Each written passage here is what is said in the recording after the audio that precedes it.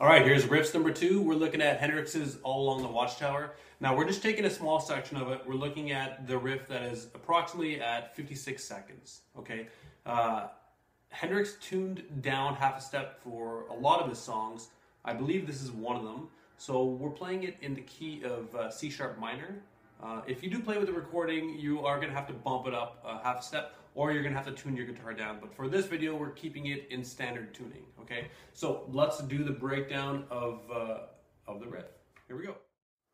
Okay, so we're gonna start off with a slide here from 9 to 11 on the D string. And then we're gonna hit 9 on the G string. We're gonna use our middle finger to slide from 11 to 13 on the G string.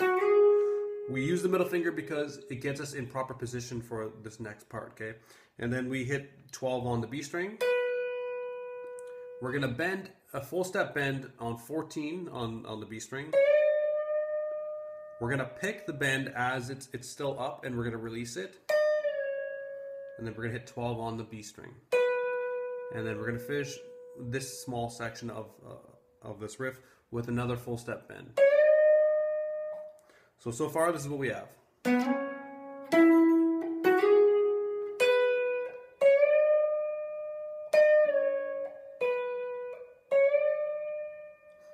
Okay, so now the next part, we're gonna do a step and a half bend. It's gonna be a double bend. So we're gonna pick this once, and we're gonna do 2 bends up and down and up. Okay, here we go. Okay, so that's a step and a half, up, down, and back up again without picking, and then we're going to cut it. So after we cut it, we do another step and a half bend.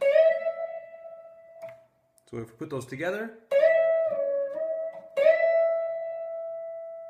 and then we do another step and a half bend after that again,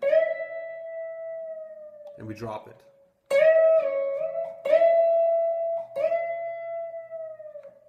And then we're going to hit 12. And then we hit 14, and we're gonna bend a full step bend with our index finger, and then we're gonna cut. We're gonna bend it. Sorry, we're gonna bend it, and then we're gonna cut it, and we're gonna go back to the natural position and hit 12. Okay, so this second half is.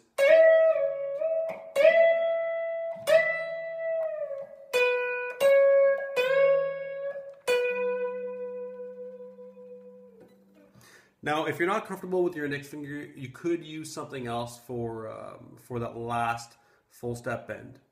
It just becomes convenient to use that finger as it's already there. It is a good idea to learn how to do full step bends with your index finger, although it is going to hurt at first. There's a lot of blues riffs and a lot of pentatonic riffs that use it. I believe Hendrix uses his index finger, but I'm not entirely sure. So practice this riff.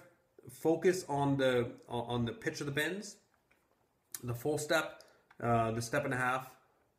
Try and get full control. Make sure that you're controlling the bends that you want to release and the ones that you want to cut. Okay, so control in guitar is how you learn. Make sure you're doing it by design and not default. Okay, so make sure that when you slide, the note is ringing out for the right amount of time, and also make sure that when you change strings, that you get rid of the previous note. We don't want a situation where both notes are ringing out at the same time. Okay, so we have to control that. Maybe in a different riff or a different song we want that, but we don't want that in this case. Perfect. Practice along to the song if you can. Slow it down and then speed it up, and then maybe even learn the whole solo. Enjoy.